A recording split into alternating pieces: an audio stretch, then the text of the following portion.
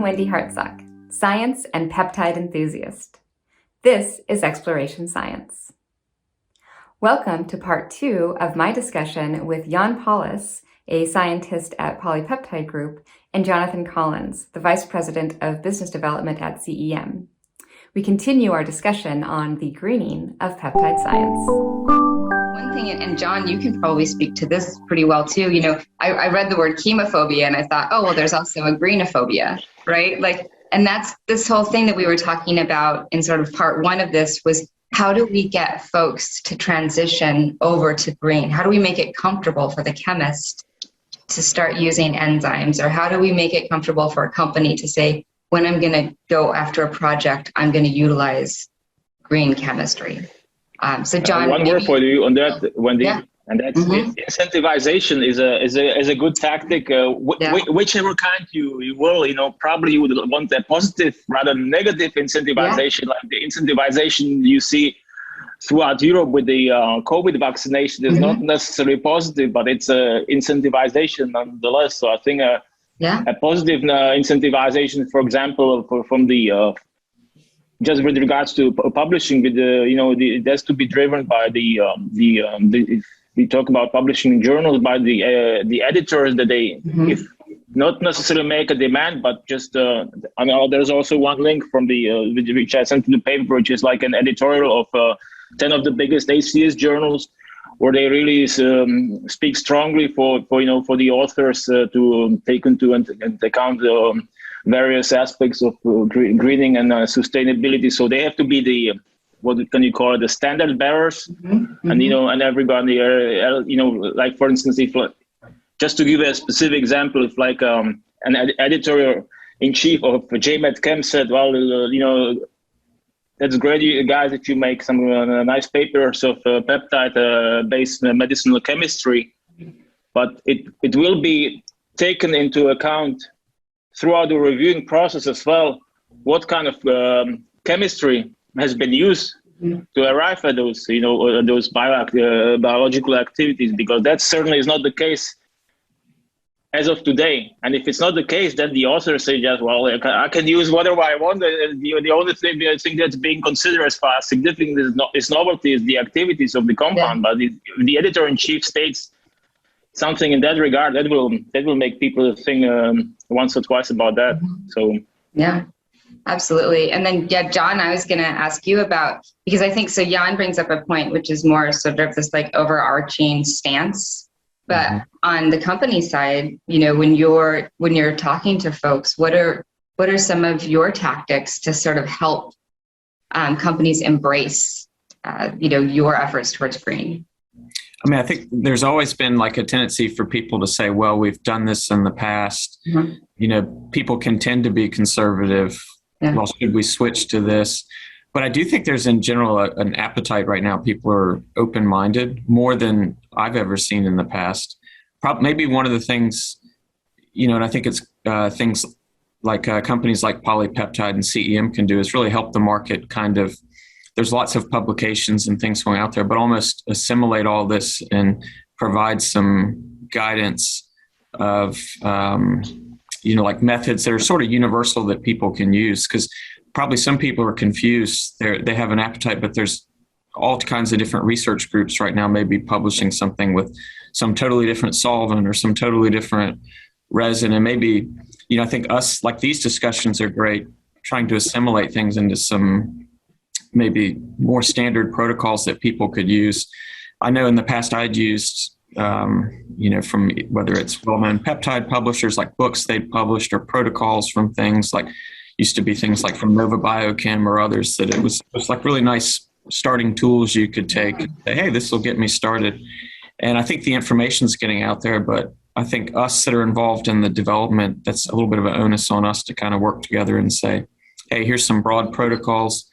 And we do have, all of us sort of have some incentives to keep some of our information proprietary there's naturally things like that. But I think some of it could be us saying, well, let's work together and provide some broad guidance to the market here. And I think that would help. And we're kind of at that point. We've really been in the heavy R&D phase. And I think we're still got to find more solutions and put more things in the mix for people to try. But we are kind of working towards now where I think we could make some broad recommendations to people. And that would, I think over the next couple of years, that would really help kickstart it. We've started offering N-butyl Peralta and the NBP to the market.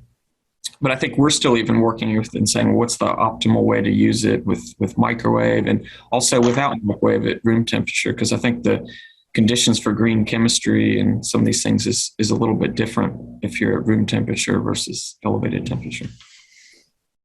Jan, do you think there, as of like right now, if someone came to you and said, I'm going to make 10 grams of peptide and I'm going to use FMOC amino acids because that's what's available, is there a protocol you would say, use this, and that's the greenest protocol as of right now to make 10 grams of peptide? I would be cautious about saying the greenest because there's a lot of subjectivity to that term.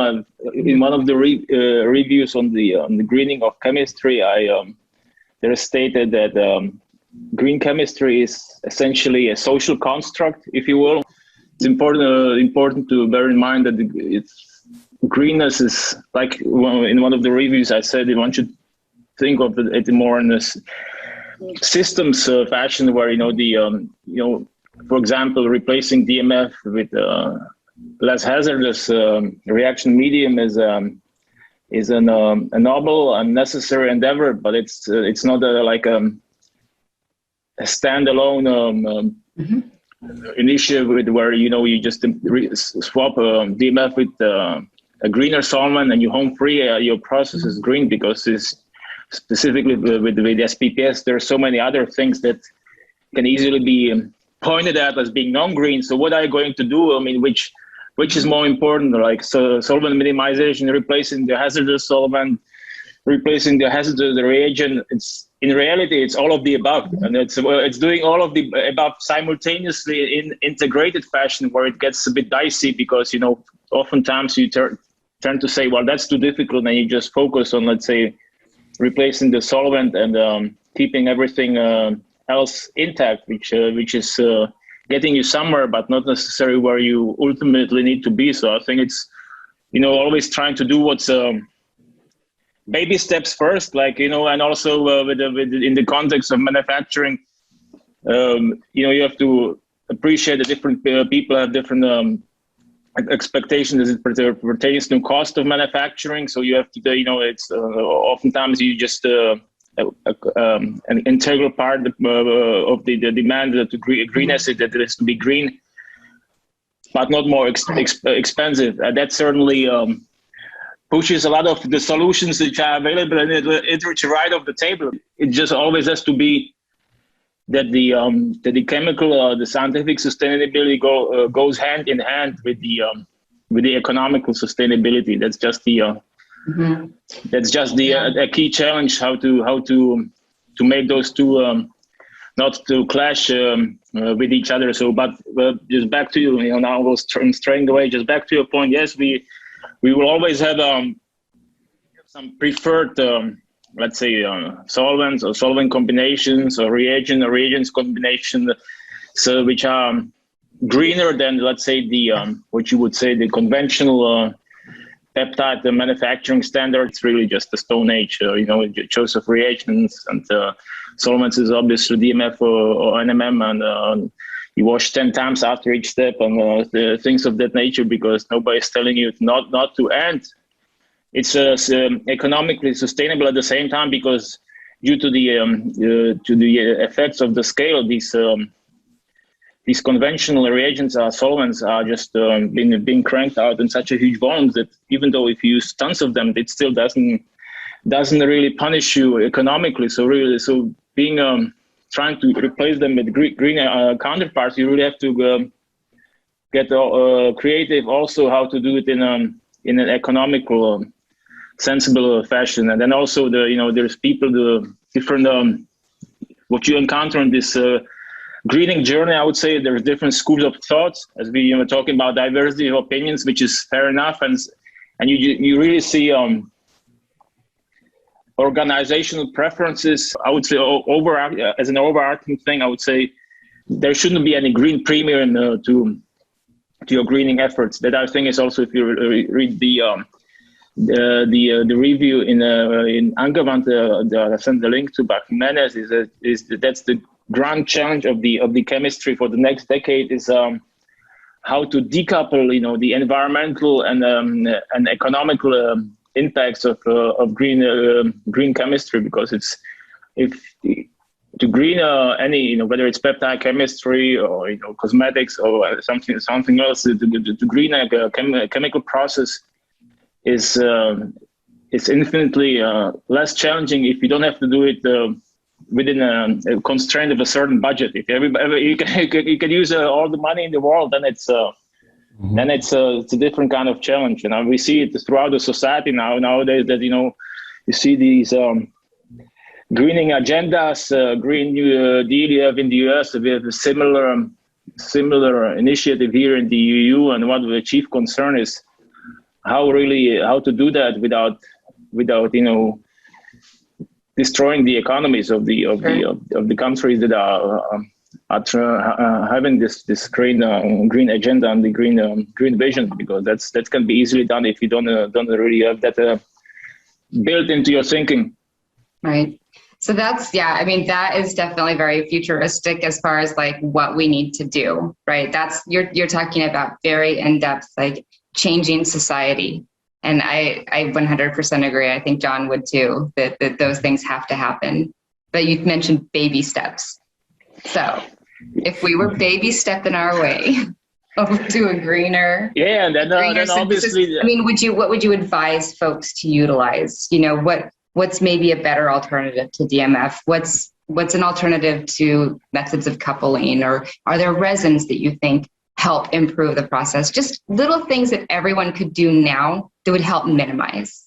Right. So there is this school of thought that the DMF has to go because it's hazardous and mostly to the human health. It's actually not been proven, because it's the LD50 is in the range where certain exposure can cause carcinogenity, heterogeneity, and that's certainly not a welcome aspects. And some of these solvents that are promoted as greeners they don't have that. But there's also a line of thinking that if you do your manufacturing setting in a way that it's essentially fully automated, where you avoid any contact with the solvent, then you can use a DMF and number one, reduce because for me the first baby step is to reduce the amount of DMF, and there's examples of that, and that companies that are in favor of that, like improving washing practices. For example, we've been we're working published on that, and flow washing can after FMOC protections can reduce the need for, because you obviously need to wash sufficiently after FMOC protection. You don't want any base left behind, but subtle engineering changes can really have an impact on DMF consumption. So some of our short-term goals is not to eliminate DMF, because that's just not really it's not really plausible, if you will. It's more like drastically reduce it by improved practices where we use DMF, because some of the flag processes, from the important perspective is the regulatory one. The regulators, they don't care whether your process is green or not green. They just care about what they care about. Obviously, is the attributes of the API, and that actually comes before the greening. So they say, well, if your green process you implement leads to a change in the impurity profile, well, that's not really something you can justify from the standpoint of the patient. So that's not something you can do. And quite frankly, for the peptides that are on the market, greening those, I would say good luck with that, because these are we're talking about processes for which there's been capital investment just going through the roof as far as getting all the regulatory documentation throughout the world. It's just trying to green those processes. Somebody would really fundamentally have to address the issue of who is going to cover the additional cost, because it would be changing something like SPPS solvent.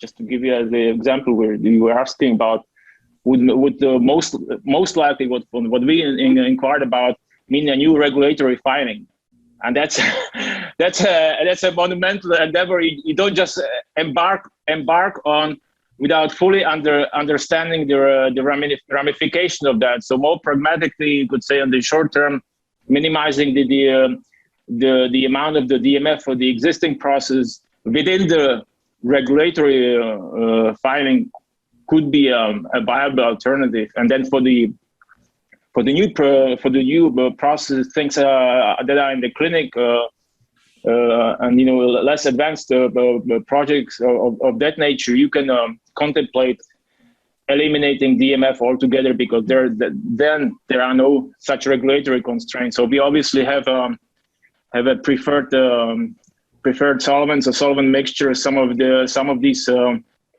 we've published as John was alluding to, NBP as a key greener solvent out there, and we, for cost reasons, we cannot really justify using it as alone, because its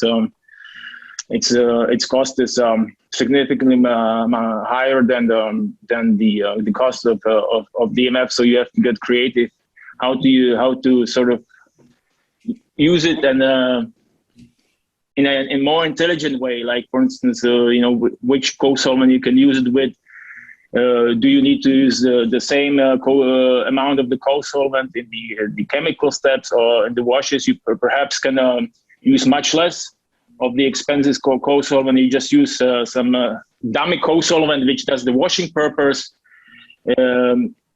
almost or equally well as the neat solvent, and just keep the expensive solvent for the chemical step where its performance is crucial. So it's always, when it comes to manufacturing, just try to navigate the landscape of what is feasible from the standpoint of making sure that the chemistry works as well as it has to, without really increasing the cost. Because, like I said, doing greening the standard conventional peptide synthesis process without any cost constraints, well, I would say anybody can do that. If you look at the literature, and John was alluding to that, there's just the number of possible approaches is simply overwhelming. But to do it on a budget is a different story. And quite frankly, we owe it to the workers from let's just call it less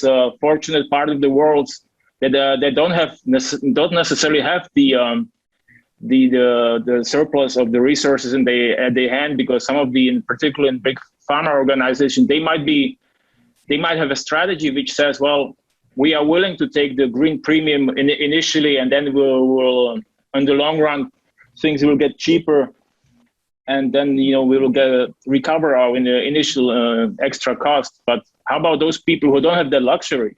There's a lot of people will be left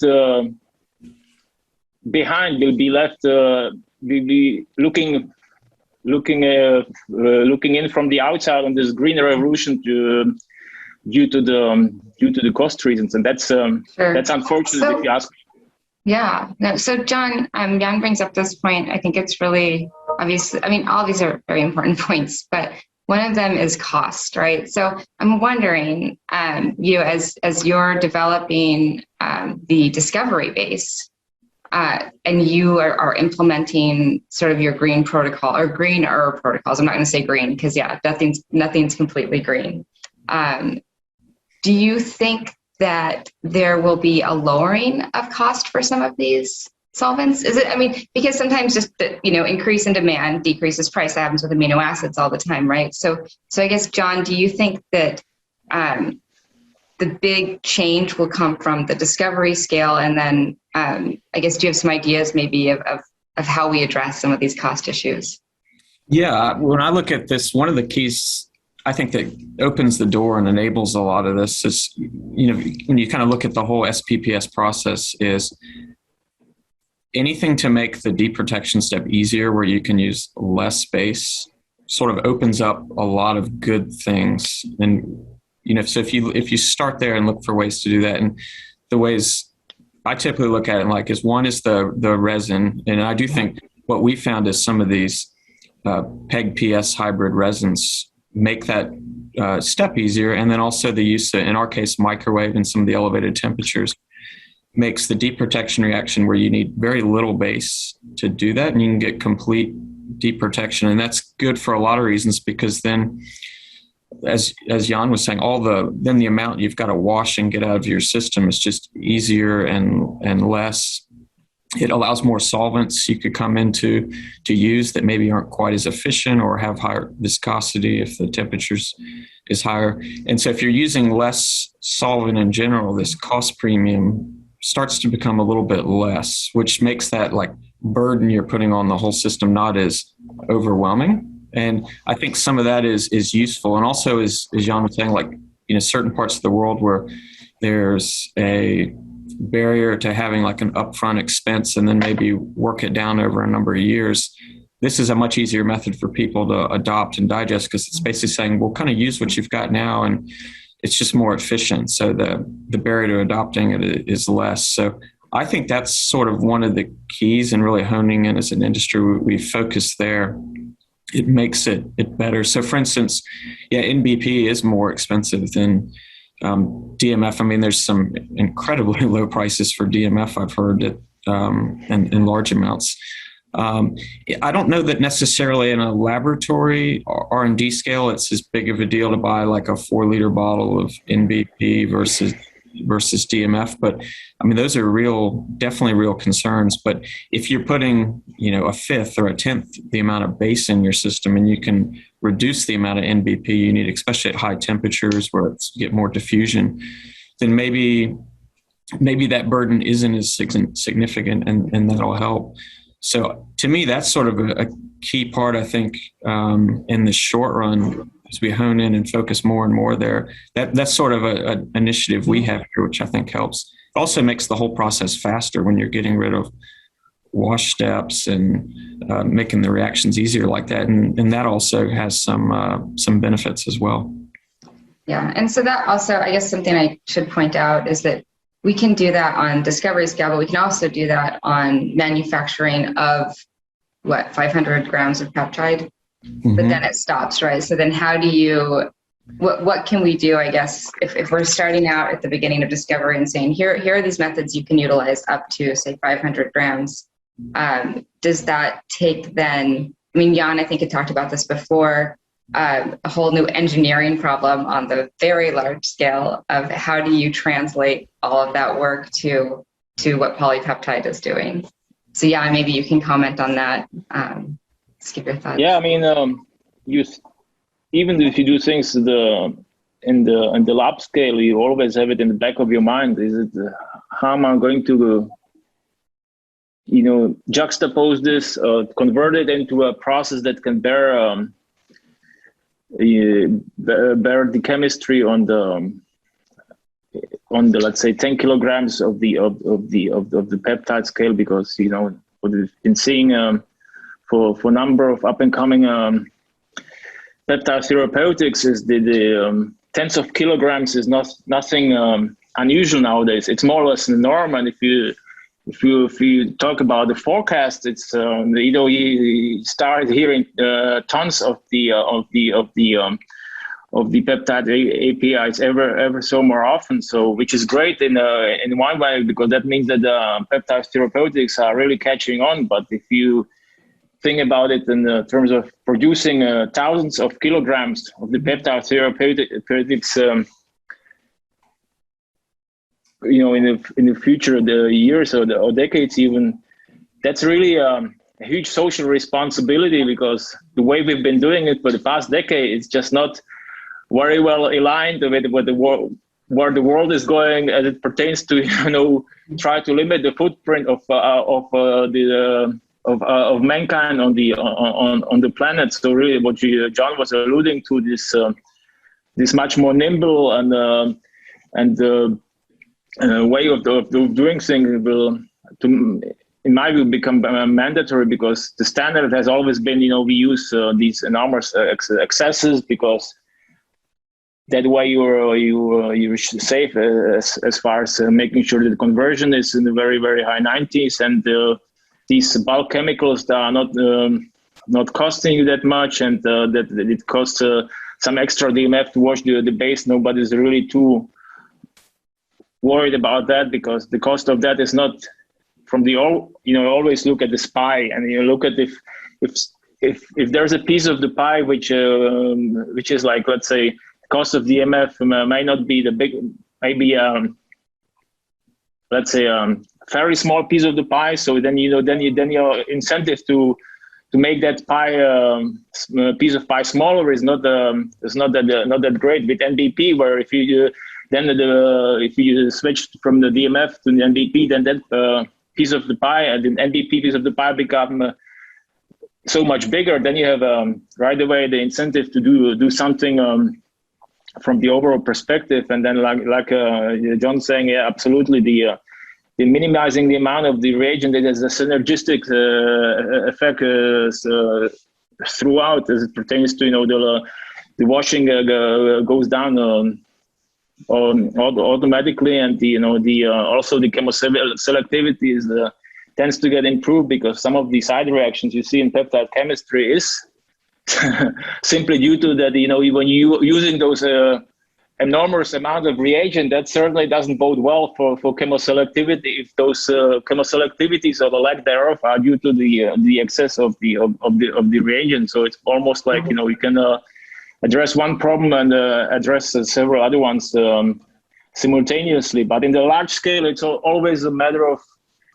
what you try to build into your processes when you aim at the very large scale is robustness. How does because how does your chemical steps withstand the fact that as you go up in the scale, the hold time, as we refer to them, will be longer, simply by virtue of to drain a reactor which has 100 liters swollen resin in it. That's not going to get done nearly as quickly as on what you can do on the lab scale. So yeah, you always try to think what you do in the lab, how well will it translate into the nowadays. I would say the 1,000-liter reactors are out there on industry standard. They're in all kinds of permutations, and probably if you'll be seeing products in ton scale more often going forward, there will be even larger reactors. But like I said, to me, it's more than anything is the social responsibility of those activities. How do you do that without really feeling bad about yourself from making the footprint such a huge footprint on the planet? Stand, I would say there's still lots left to be desired, but it's Sure. Well, there is the awareness of that. Yeah, I think that's a good point. So take a seat back, relax for a minute. I think you brought up a really incredible point, and John, I saw this when we were working on the neoantigen presentation. So we were designing some experiments around it, and as I was going through the presentation, I was thinking about our efforts towards helping to improve some of the grainness of synthesis, and how there are things that you make one simple change and how that has a domino effect on so many other components. And you brought that up, that, so for example, John, maybe you can talk about the whole one pot approach that has been introduced in the Liberty systems, because that was something that, as I was, putting the slides together, I was like, oh, this is, you did one thing and it had this huge effect. So John, maybe you can just talk about what that approach, what actually it entails, and then I have a follow-up question to that. Sure. Yes, I guess that really drives of a lot of the work that's been going on about recognizing how can you make washing as efficient as possible. And I think Jan's been heavily involved in this area. We have to, looking at each of the individual washing steps. And, it was recognized that after the coupling step, you could really get away with eliminating the washing steps, and you have some inherent protection in the process because your base really reacts and quenches activated amino acid. It's a solution phase process, and you have some inherent protection there, so that washing can really be removed after the coupling step. The one pot process was an effort to take that further and make the process more energy efficient, faster, and a batch phase process where you don't drain at all after your coupling step. And under the approaches we use with the microwave, we're operating at elevated temperature for our coupling step, and you have a small amount of concentrated base go into your reaction. And really, you don't really have to put initial heat into the system. You borrow the heat that's already in there, the solvent that's already in there, and the base immediately quenches your activated amino acid that's in there, and then the excess just proceeds to start the deprotection step. And that allows the time of the whole process to be faster. You don't have a ramp up time or an add time or a drain time. All that's eliminated. You're reducing the solvent. And so you can get the process done more efficiently. But as you said, you do have to think through your ratios then, because they're more interlocked then. So the ratios you're using for your coupling step, you then have to make sure you have a base that exceeds that. And so the steps start to become more intertwined. And as part of making the process more efficient, you then do have to think through, as you're adjusting things, the steps can start to have effects on each other.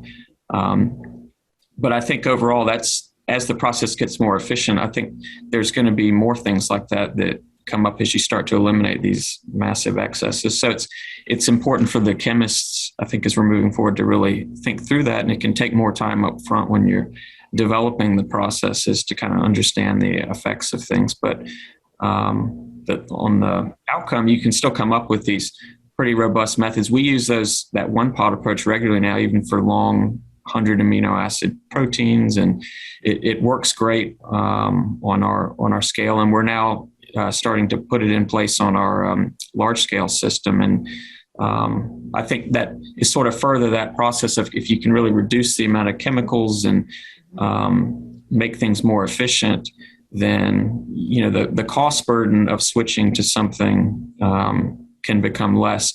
At the same time, though, as Jan was saying, the other part is, if you're really pulling these chemicals down and getting them really efficient, you can have more of an impact from switching to a solvent like DMF to a green solvent. So you have to keep that in mind too, because you have a very small amount, but it's your critical stuff that's in there. So it can kind of go both ways.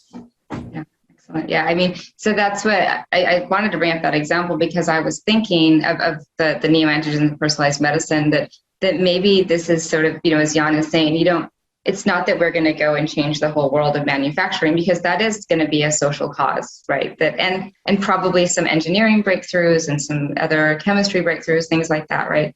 But as it is right now, we can push on the discovery scale. We can push on personalized medicine scale. We can even push on, and John, again, you could speak to this, but some of these generic manufacturers, as they're building up their chemistry, right? So those are new filings of old peptides, but they still have to file with the FDA, so they have to file their process. So, and Jan, maybe you can speak to that more.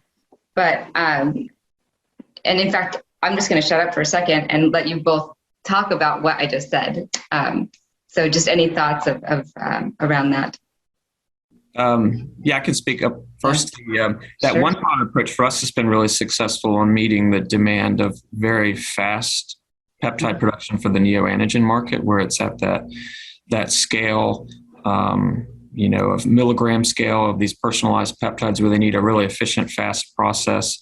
We found that to be really successful, and you get peptides really quickly that you can then funnel into the purification, and that's worked really well. Just like you said, on the larger scale, I think for if it's new chemical entities coming out, preclinical samples, or generics where they're looking to revisit the process, that's the opportunity, I think, to really look at redoing the process, or to take improvements that are out on the market and enhancing it. But it is much harder if you're already down a path with something.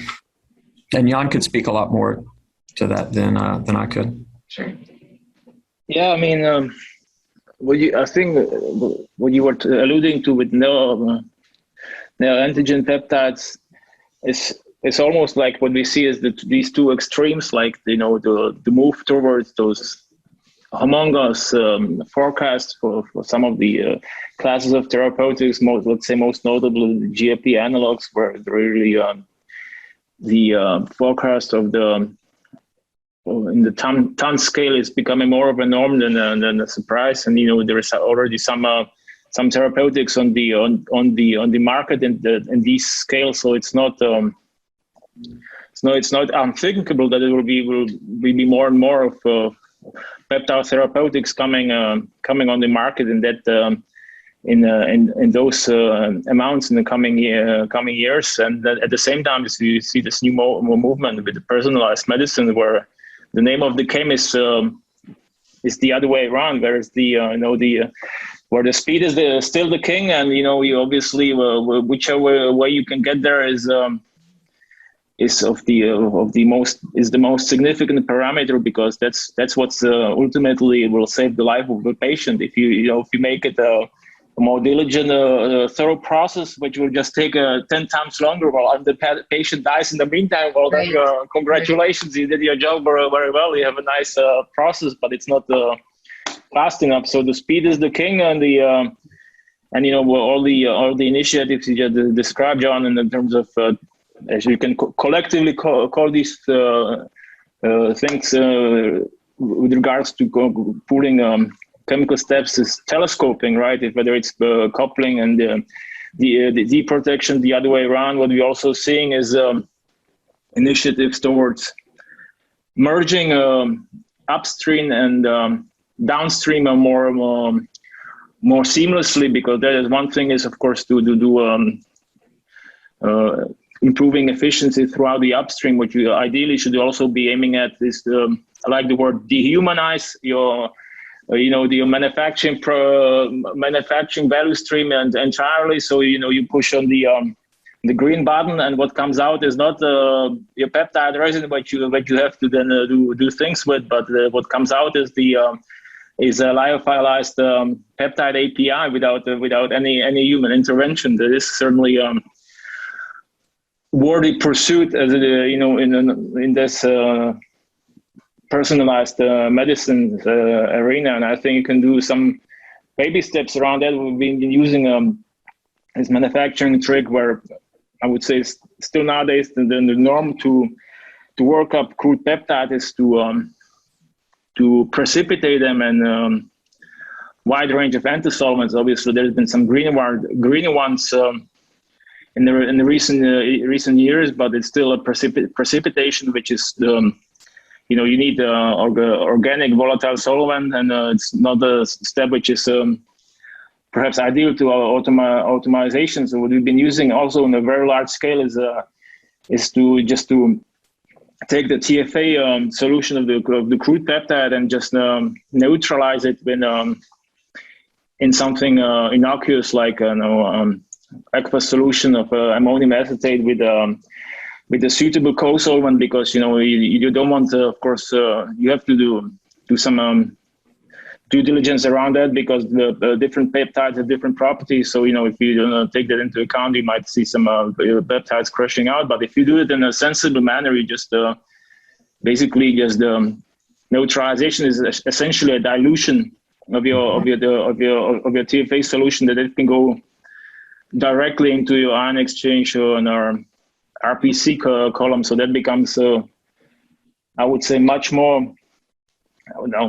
Much is a strong word, but becomes fairly amenable to automation. I've seen you guys at CM have been promoting the downstream part of peptide manufacturing as well, working with temperature as the key parameter, which, by the way, I think is conceivably much more simpler and straightforward avenue to improving downstream efficiencies, rather than some of those you see some of these sophisticated engineering solutions that are proposed for peptide downstream manufacturing. I think if you do it, use your process range intelligently, and the temperature is a big part of that. We all know that from analytics, where first thing you will fine tune in your analytical process for peptide will be the temperature. You still see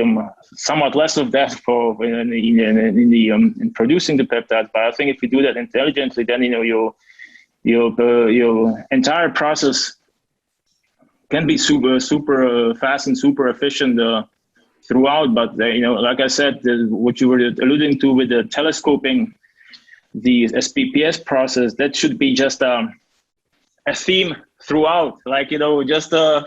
And I think that should be guys like you, John. We were the inventing new automations. A part of your DNA is to is to come up with those machines where you, just like I said, we push on the green button and out comes the freeze dried API. I think that's the pursuit. That's great. I totally agree with you at the end there. That's always been a sort of an area I think that's an open frontier that's a lot of time that we all forget about, is the whole process after you're done, like all that time, the lyophilization, everything. How could we make that a lot easier and faster? It's a significant energy cost and time that we all deal with right now. So I think that's an open frontier for somebody to really innovate on. All right, gentlemen, we're already at the end of another hour. Wow. I don't know how it happens. Yeah, time flies when you're having fun. Well, I know. So one thing I do like to do, though, at the end of these is ask you to put on your fortune teller hat and talk about what you think are going to be, the next big breakthroughs. Maybe just pick one, and then also what you're hopeful for the next decade. And so I'll start with Jan, and then we'll end with John. So what I think we will see more of is what I was talking about in the previous segment, is that the automation throughout the process, and all the way to what John was talking about, the peptide isolation, where lyophilization is such a big culprit. There has to be, we see here and there examples of APIs that can be isolated sans lyophilization. We have a few examples of that in our portfolio, but that's really more an exception than the norm nowadays. So I think you will see what I'm hopefully will see is the dehumanization throughout the peptide manufacturing stream, all the way from how do you handle amino acids in the powder form to the API. I think it will be really accelerated with in the post-COVID world. We are in a reality where you might be forced to work from somewhere else than where your instrumentation is. So you should be able to handle that, to control all your instrumentation from your laptop or whatever gadget you have wherever you in the world. And then I think what I'm also hoping for is that you will see more of the approach to the process development, where you sort of take the human impact from what you do is close the loop as it pertains to you run the experiments in an automated fashion, and you also evaluate them in you do the analytics automated fashion, and of course you use the AI for the evaluation, and the AI then makes the new experimental design without human human intervention. So sort of close the loop entirely, and in a sensible fashion, because there's some notable examples of that already in the organic chemistry, but it gets somewhat more challenging in the realm of peptide synthesis, and not least the solid phase bound. How do you but it's all engineering aspect that can be worked out, and one by one. So that's, I think, is the trend which is coming on strong, and we'll see more of that in the coming years. All right. So John, I'm going to summarize what I think Jan said, because this is what popped into my head. He's hopeful that there will basically be a peptide video game in the future where you can synthesize peptides from your computer anywhere. So John, I'll ask you the same, sort of maybe a key technology that you think we need, and then what you're hopeful for the next decade.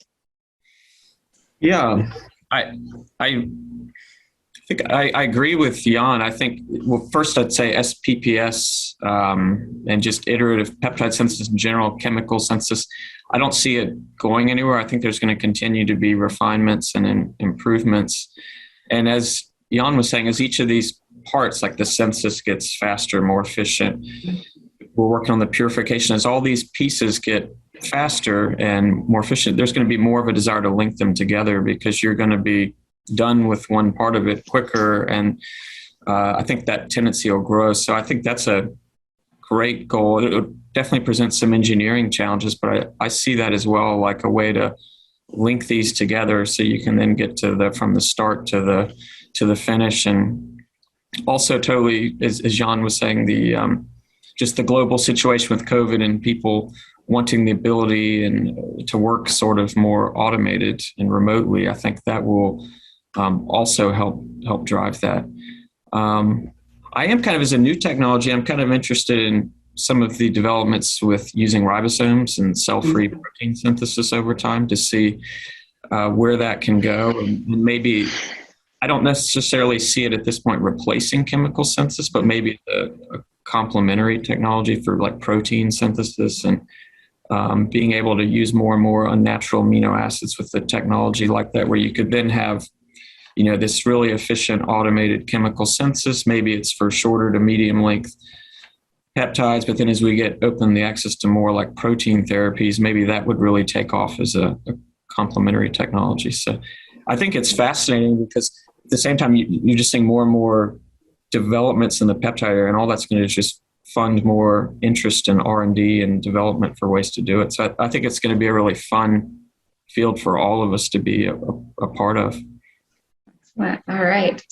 Well, thank you both so much for your insight, for a little bit of playfulness too at the end. That was very cool. I'm looking forward to our peptide video games. And don't be all. Yes. And definitely, I think follow up. I look forward to following up with you on some of those articles and some of those ideas, Jan. I think those were very exciting. For sure. All right. Well, you both have a fantastic day. Thank you again for your time. And we'll schedule part 3 soon. Sounds great. Thank you for tuning in to this episode of Exploration Science. As always, we welcome your feedback and also your suggestion for topics that you'd like to see covered. If you enjoy this episode, please like and share with your community. Thanks again for tuning in.